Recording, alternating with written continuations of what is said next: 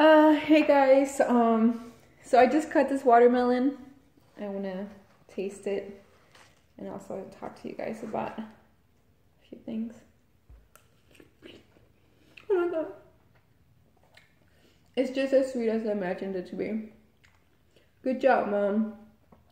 Good job. Did you use Grandpa's?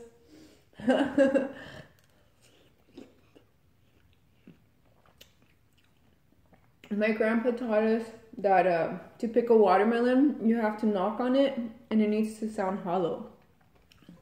I don't know, this one doesn't sound that hollow, but it's still bomb. Maybe there. I don't know. Does anybody know that trick? Let me know. Alright, so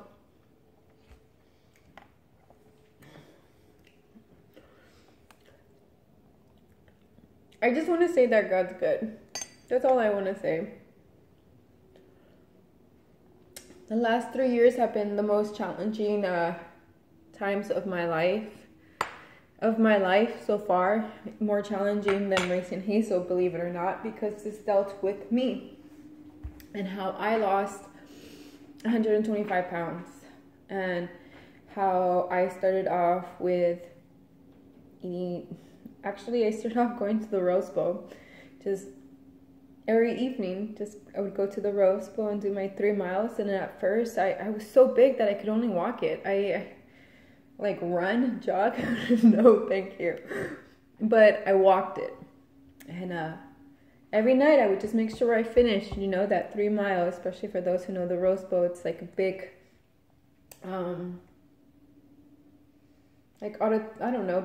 the Rose Bowl, Pasadena, Google it, like it's 3 miles long, big circle, and I would just walk it, and it would take me like an hour and a half, like almost 2, but I did it.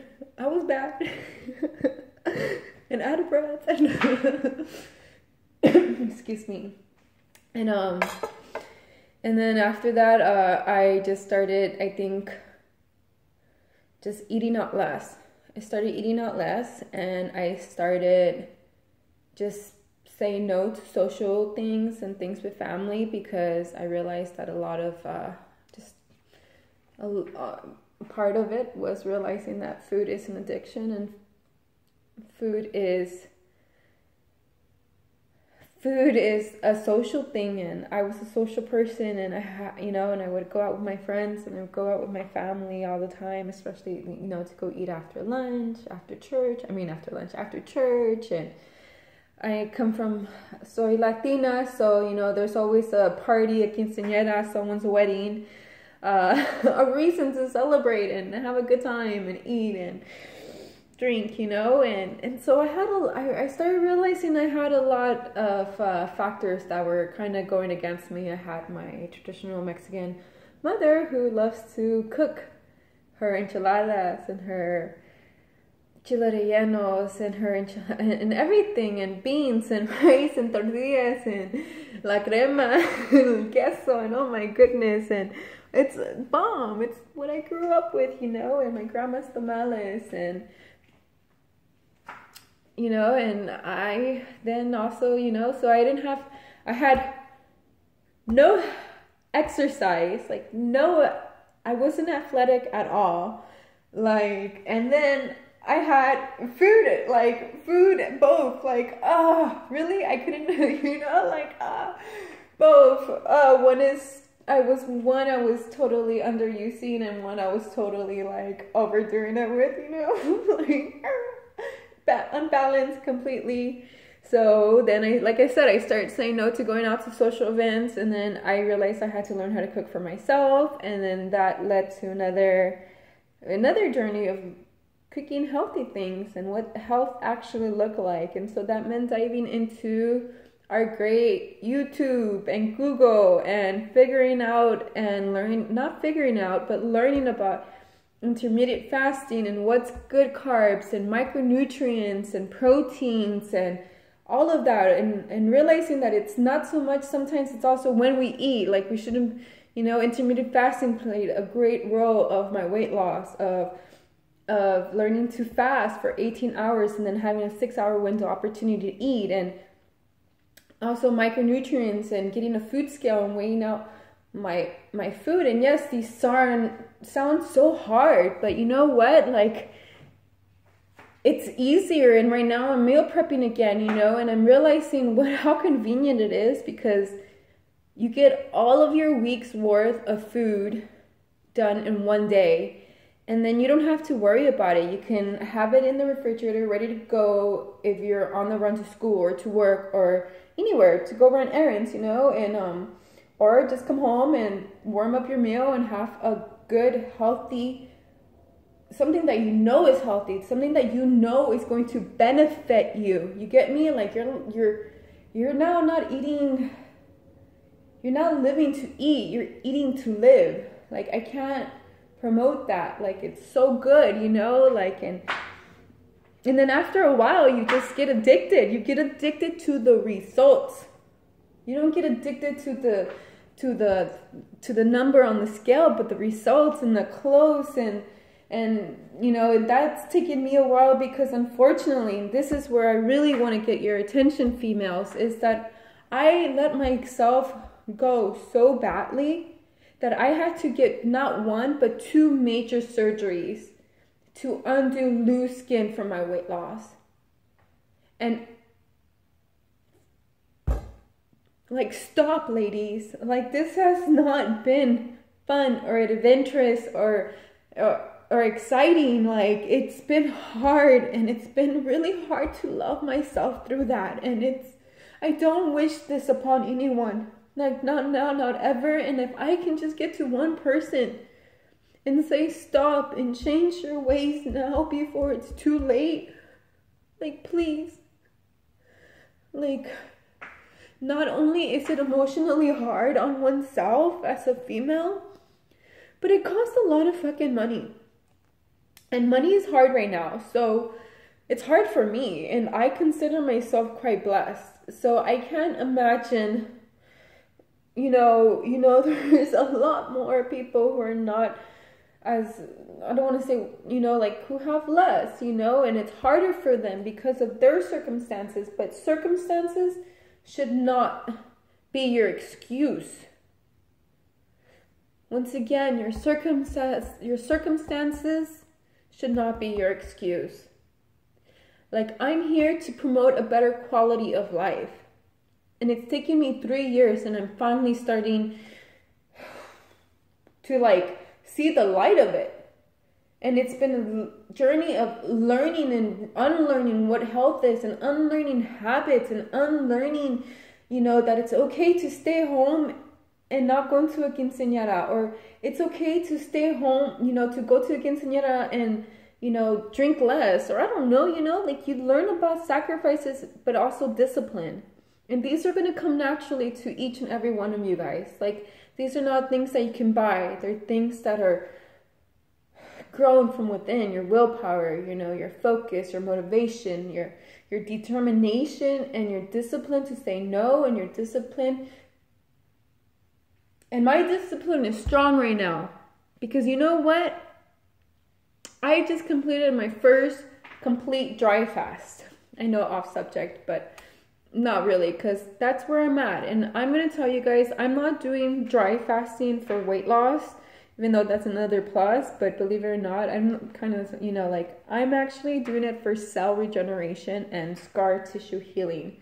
And I did it for 5 days, my first attempt, and I failed. It was hard. There was times where temptation got the best of me, but there was also times where I was strong-willed and I was like, no, thank you. I'm going to pass on lunch and dinner and just sleep it off and just chill, because dry fasting is extremely hard, but it's amazing. And I support it, and I want everybody, like, to keep an open mind, because, you know, there's so many great leaders of our time, not of our time, or maybe, you know, but of our history. Jesus Christ, first of all, amen, Jesus, Muhammad Ali, Cesar Chavez, Malcolm X, you know, the list goes on, and I'm kind of doing blanks right now, but fasting is amazing, and I really recommend it. It's such a great detoxification of the whole body and mind, and just clarity to be able to hear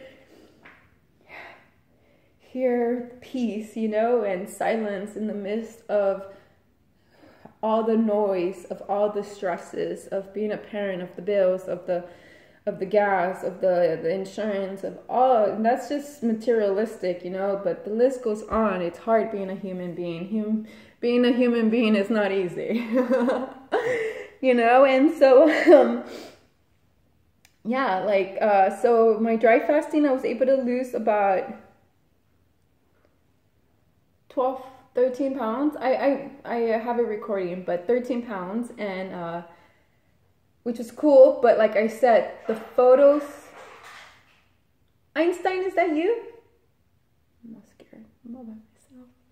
But yes, the scar tissue. It's like, I'm gonna do a before and after. Well, I already have it.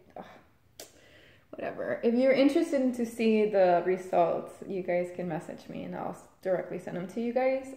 But they're pretty cool. It was only for 5 days, and you guys can see, not only did it help me with my scar tissue, but it got rid of a lot of my back acne that I had, which I'm like, oh my God, that's so cool.